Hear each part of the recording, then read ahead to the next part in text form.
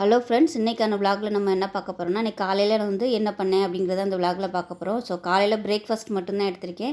இட்லியும் வெள்ளை குருமாவும் வச்சுருந்தேன். அதோட சைட் டிஷ்ஷாக ஒரு கார சட்னி வச்சுருந்தேன். ஸோ அதுதான் இன்றைக்கி நம்ம பார்க்க போகிறோம். ஸோ வாங்க வீடியோக்குள்ளே போகலாம். பேன் வச்சுருக்கேன். குருமாவுக்கு வந்து தாளிச்சு விடுறதுக்கு கொஞ்சமாக ஒரு 1/2 டேபிள் ஸ்பூன் அளவுக்கு எண்ணெய் விட்டுக்கலாம். அந்த சைடு பார்த்திங்கன்னா இட்லி ஊற்றுறதுக்காக தண்ணி ஊற்றி வச்சுருக்கேன். தண்ணி சூடாகிடுச்சு, இட்லி ஊற்றிக்கலாம். எண்ணெய் சூடானதும் ஒரு சின்ன துண்டு பட்டை, 2 கிராம்பு சேர்த்துக்கலாம், 1 டீஸ்பூன் சோம்பு சேர்த்துக்கலாம். அது கூடவே மீடியம் சைஸாக ஒரு பெரிய வெங்காயத்தில் பாதி வந்து அரைக்கிறதுக்கு சேர்த்துக்கலாம். இது கூடவே பொடியாக நறுக்குன்னா ஒரு 5-6 இஞ்சி பூண்டு சேர்த்துக்கலாம். 3 பல் பூண்டு சேர்த்துக்கலாம். 3 முந்திரி பருப்பு சேர்த்துக்கலாம். 1 டேபிள் ஸ்பூன் பொட்டுக்கடலை. முந்திரி பருப்பு வந்து ஆப்ஷனலாக, டேஸ்ட்டு நல்லாயிருக்கும். இப்போ வந்து காரத்துக்கு ஏற்ற மாதிரி நான் ஒரு 7 வரமிளகா எடுத்துக்கேன். 2ஆக உடச்சிட்டு சேர்த்துக்கோங்க. இல்லைன்னா எண்ணெயில் போட்டதும் அப்படியே அது முகத்தில் தெரிக்கும். இப்போ வந்து நல்லா வதக்கிக்கலாம். அடுப்பு வந்து குறைச்சி வச்சுக்கோங்க. இது வந்து நல்லா வதங்கட்டும். இந்த சைடு இட்லியும் ஊற்றி வச்சுக்கலாம். இந்த சைடு பார்த்திங்கன்னா இட்லியும் ஊற்றிட்டேன், வேகட்டும்.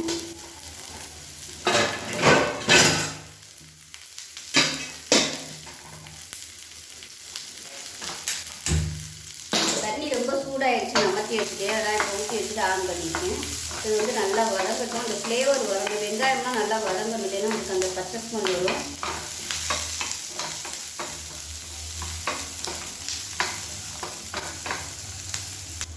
வெங்காயம்லாம் நல்லா வதங்க ஆரம்பிச்சிருச்சு. இதில் வர 1/2 கப் அளவுக்கு திருவண்ண தேங்காய் சேர்த்துக்கலாம்.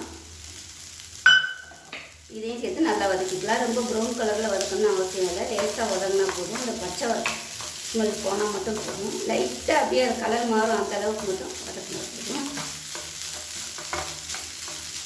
இந்த குருமா ரொம்ப ஈஸியாக பண்ணிடலாம். அரைச்சி மட்டும் வச்சிட்டோம்னா டக்குன்னு குக்கரில் வந்து தாளிச்சு விட்டுலாம். நீங்கள் கடையில் கொதிக்க விடலாம். நான் எப்பயுமே குக்கரில் தான் பண்ணுவேன். குக்கரில் வச்சோம்னா ஒரு 2 விசிலில் வந்து சீக்கிரம் வேலை முடிஞ்சிடும். அவ்வளோதான், நல்லா வதக்கியாச்சு. இது வந்து அமர்த்திடலாம். இப்போ ஒரு குக்கர் எடுத்துக்கலாம். நான் வந்து சின்ன குக்கர் யூஸ் பண்ணியிருக்கேன். நீங்கள் வந்து எவ்வளோ வைக்கிறீங்களோ அதுக்கு தகுந்த மாதிரி எடுத்துக்கோங்க. ஒரு 3 டேபிள் ஸ்பூன் எண்ணெய் எடுத்துக்கலாம்.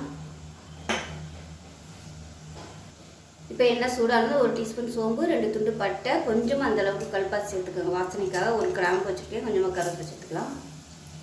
இப்போ இதில் நீளமாக நறுக்குன வெங்காயம் சேர்த்துக்கலாம். அதாவது ஒரு கைப்பிடி அளவுக்கு அரைக்கீரை சேர்த்துக்கேன். ஒரு கைப்பிடி வந்து தாளிப்பு சேர்த்துக்கலாம்.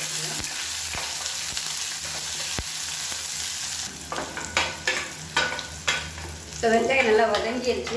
ஒரு தக்காளி சேர்த்துக்கலாம்.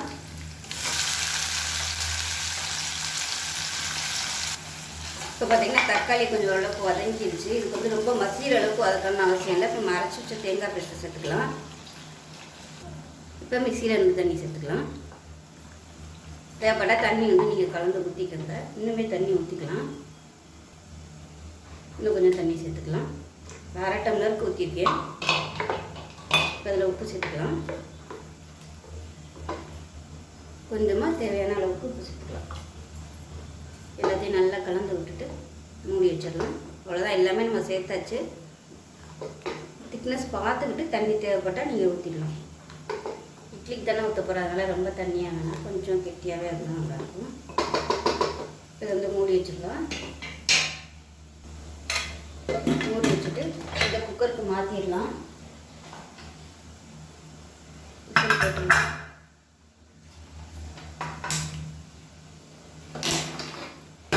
போட்டு ஒரு 3 விசில் விட்டுட்டு ஸ்டீம் போனதுக்கப்புறம் பார்க்கலாம். அதுக்குள்ளே அந்த சைடு இட்லி வெந்துருச்சு. இட்லி எடுத்துடலாம்.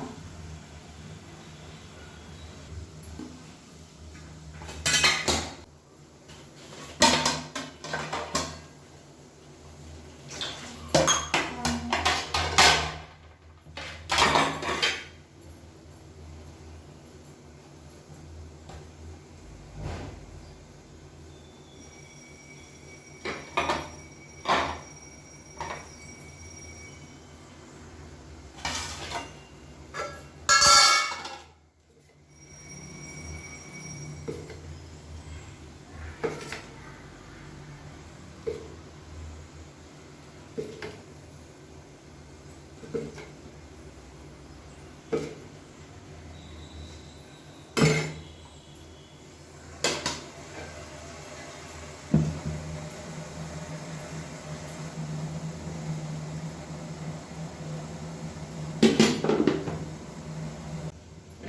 பார்க்கலாம். இப்போ பாருங்கள், அருமையான வெள்ளை குருமா ரெடி ஆயிடுச்சு. அதெல்லாம் இட்லிக்கு, சூடான இட்லிக்கு சூப்பராக இருக்கும். சுட சுட இட்லி ரெடி ஆயிடுச்சு. குருமாவும் சூப்பராக ரெடி ஆயிடுச்சு.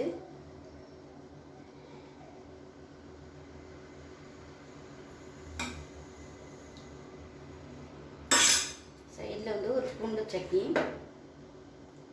அவ்வளோதான். அருமையாக இருக்கும் காம்பினேஷனு. ஸோ இன்றைக்கி இப்போ பாருங்கள், சூப்பரான சுட சுட இட்லி, வெள்ளை குருமா, கார சட்னி ரெடி ஆயிடுச்சு. காலைல பிரேக்ஃபாஸ்ட்டு இதுதான் செஞ்சேன்.